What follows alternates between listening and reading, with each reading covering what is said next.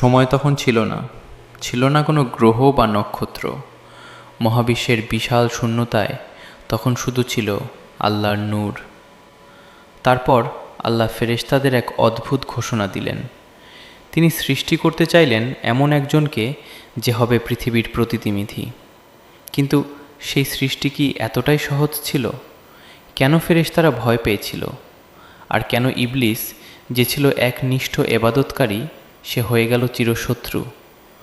আজ আমরা সেই আদি পিতা আদম আলাইহিসসালামের সৃষ্টির গল্প শুনব এক গ্রামের চায়ের দোকানের আড্ডায়।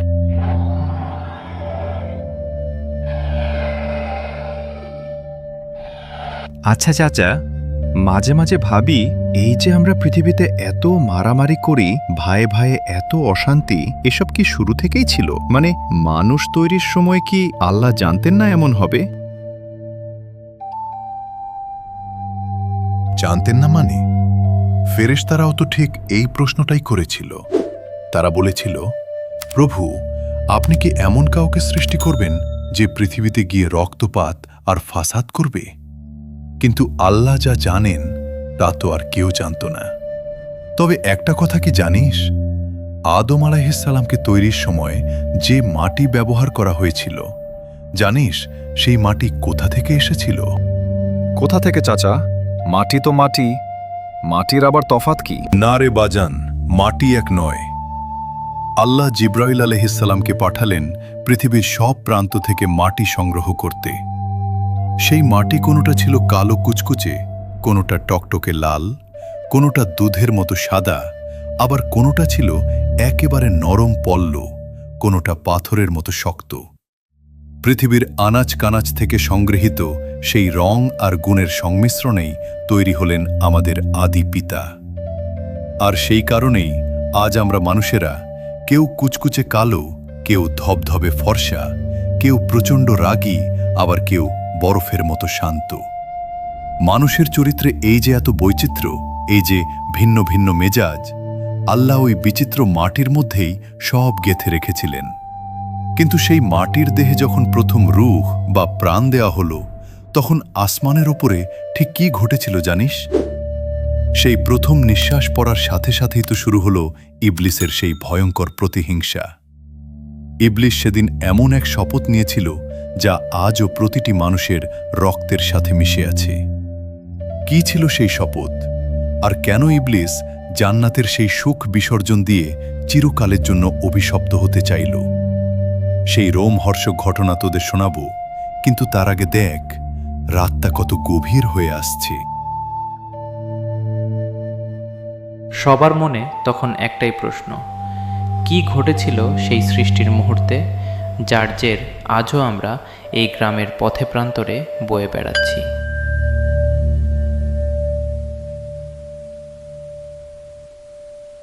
জান্নাতের সেই অসীম সুখের মাঝে আদম আলাইহিসসালাম বিচরণ করতেন। কিন্তু বিশাল এই রাজ্যেও তার মনে যেন একটা শূন্যতা ছিল। আল্লাহ তার সেই একাকিত্ব দূর করার জন্য সৃষ্টি করলেন মা হাওয়াকে। জান্নাত যেন পূর্ণতা পেল। তারা পরম সুখে ছিলেন, আল্লাহর দেওয়া নেয়ামত ভোগ করছিলেন। কিন্তু জান্নাতের বাইরে অন্ধকারের এক কোণে আগুনের লেলিহান শিখার মতো ক্রোধে জ্বলছিল ইবলিস। সে সিজদা না করে আল্লাহর দরবার থেকে বিতাড়িত হয়েছে ঠিকই, কিন্তু মানুষের ওপর তার সেই প্রতিশোধের নেশা এক মুহূর্তের জন্য কমেনি। সে জান্নাতে প্রবেশের অধিকার হারালো, কিন্তু হার মানেনি তার কুটিল বুদ্ধি। সে অধীর আগ্রহে খুঁজছিল আদম আর হাওয়ার চরিত্রের সামান্যতম কোনো দুর্বল জায়গা। চাচা, একটা কথা মাথায় খেলছে না।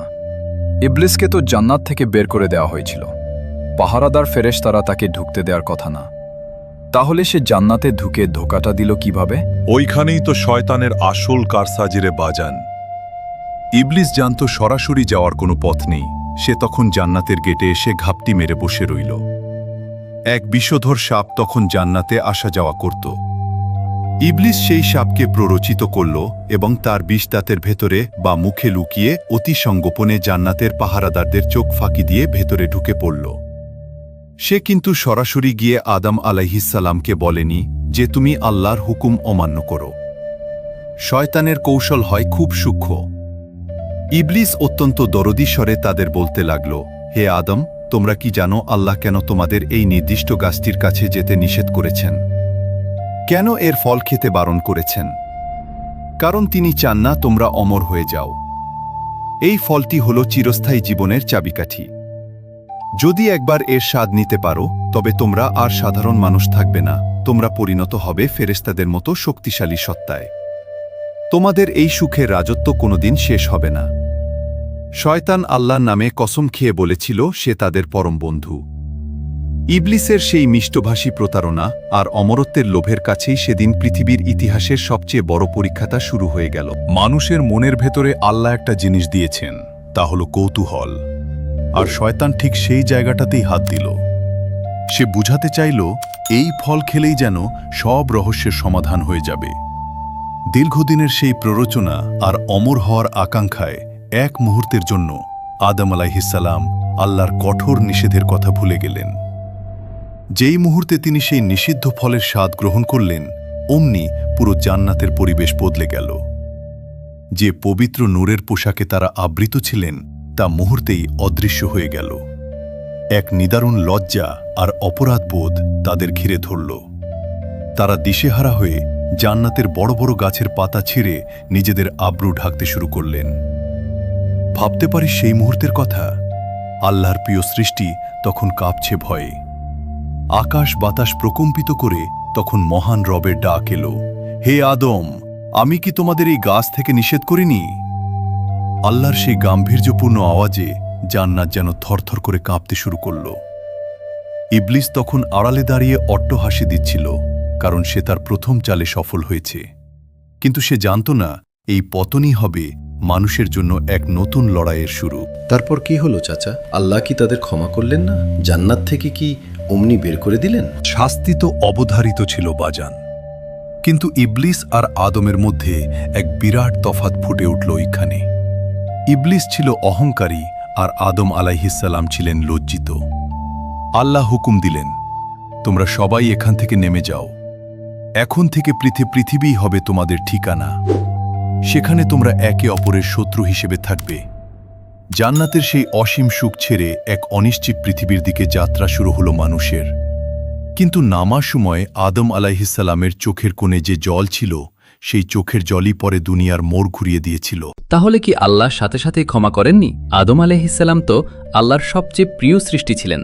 আল্লাহ তো পরম দয়ালুরে পাগল, কিন্তু তওবার একটা পথ থাকে, একটা শিক্ষা থাকে। জান্নাত থেকে যখন আদম আলাইহিসসালাম আর মা হাওয়া দুনিয়ার আলাদা আলাদা জায়গায় এসে পড়লেন, তখন চারপাশটা ছিল একদম অচেনা, নির্জন। তারা একে অপরকে হারিয়ে ফেললেন। বছরের পর বছর তারা একা কেঁদেছেন।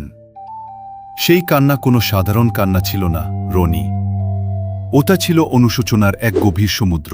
আদম আলাইহিসসালাম পাথরের ওপর কপাল ঠেকিয়ে পড়ে থাকতেন। তার চোখের পানিতে নাকি ঘাস জন্মাত, এমনই ছিল সেই রোনাজারি। তাদের মনে কোনো অভিযোগ ছিল না, ছিল শুধু স্রষ্টার সান্নিধ্য হারানোর হাহাকার। অবশেষে আল্লাহ যখন দেখলেন তার বান্দার অন্তর একদম ভেঙে চুরমার হয়ে গেছে, তখন তিনি নিজেই দয়া করে তাদের শিখিয়ে দিলেন সেই বিশেষ মহৌষধ, সেই পবিত্র দুয়া, রাব্বানা জালামনা আনফুসানা ওয়া ইল্লাম তাগফির লানা ওয়া তারহামনা লানাকুনান্না মিনাল খাসিরিন। হে আমাদের পালনকর্তা, আমরা নিজেদের ওপর জুলুম করেছি, আপনি যদি আমাদের ক্ষমা না করেন এবং দয়া না করেন তবে অবশ্যই আমরা ক্ষতিগ্রস্তদের অন্তর্ভুক্ত হব।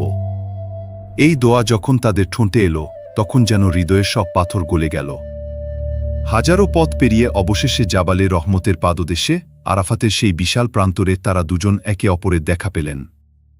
রনি, তুই কি কল্পনা করতে পারিস দীর্ঘ বিচ্ছেদের পর সেই মিলনের মুহূর্ত? তখন আকাশ থেকে রহমতের বৃষ্টি নামল, যেন আসমানও তাদের কান্নায় শরিক হয়েছিল, আর এখন তাদের ক্ষমার খুশিতে হাসছে। আল্লাহ তাদের শুধু ক্ষমাই করলেন না, তাদের পুনর্মিলন করিয়ে দিয়ে দুনিয়ার বুকে এক নতুন জীবনের সূচনা করলেন। বাজান, শয়তান কিন্তু সেদিন আল্লাহর সামনে দাঁড়িয়ে বড় গলায় চ্যালেঞ্জ করেছিল। সে বলেছিল সে মানুষকে সামনে থেকে, পেছন থেকে, ডান থেকে আর বাম থেকে আক্রমণ করবে। সে আমাদের রগ দিয়ে রক্ত চলাচলের মতো করে আমাদের মনে ঢুকে পড়ে। আজ যে আমরা দিন রাত ওই ছোট মোবাইল স্ক্রিনে বুঁদ হয়ে থাকছি, অকারণে মিথ্যা বলছি, একজনের কথা অন্যজনের কানে দিয়ে পরনিন্দা করছি, এসব কিন্তু কোনো কাকতালীয় ব্যাপার না রে বাজান, এসবই শয়তানের সেই পুরনো ধোঁকা। সে তো জানে সে কোনোদিন আর জান্নাতে ফিরতে পারবে না, তাই সে চায় না আদম সন্তানেরাও সেখানে ফিরে যাক। সে চায় আমাদের ঘর ছাড়া করতে। চাচা, আজ যেন সত্যি চোখটা খুলে গেল। আমরা আসলে আমাদের আদি শত্রুর কথা ভুলেই গিয়েছিলাম। আমরা ভাবি শত্রু বুঝি অন্য কোনো দেশ বা অন্য কোনো মানুষ, কিন্তু আসল শত্রু যে আমাদের ভেতরের কুমন্ত্রণা আর শয়তানের সেই পুরনো চ্যালেঞ্জ, সেটা মাথাতেই ছিল না। মনে রাখিস বাবা, লড়াইটা প্রতিদিনের, প্রতিটা নেক কাজ এক একটা যুদ্ধ। আমরা যদি হেরে যাই তবে আমাদের আদি পিতার সেই চোখের পানির কোনো মূল্য থাকবে না। চায়ের দোকানে সেই রাত জাগা আড্ডা শেষ হলো। চার বন্ধু যে যার বাড়ির পথ ধরল ঠিকই, কিন্তু তাদের সবার মনে একটা প্রশ্ন বিধে রইল কাঁটার মতো। অন্ধকার মেঠো পথ দিয়ে হাঁটার সময় আজ তাদের মনে হচ্ছিল চারপাশটা কত শান্ত, অথচ মানুষের ভেতরে কত বড় যুদ্ধ চলছে। আমরা কি পারবো শয়তানের সেই সূক্ষ্ম ধোঁকাগুলো চিনতে? আমরা কি পারবো আমাদের নফসকে জয় করে সেই আদি ঠিকানায় ফিরতে? আমাদের যাত্রা তো শুরু হয়েছিল সেই আলোয় ঘেরা জান্নাত থেকে।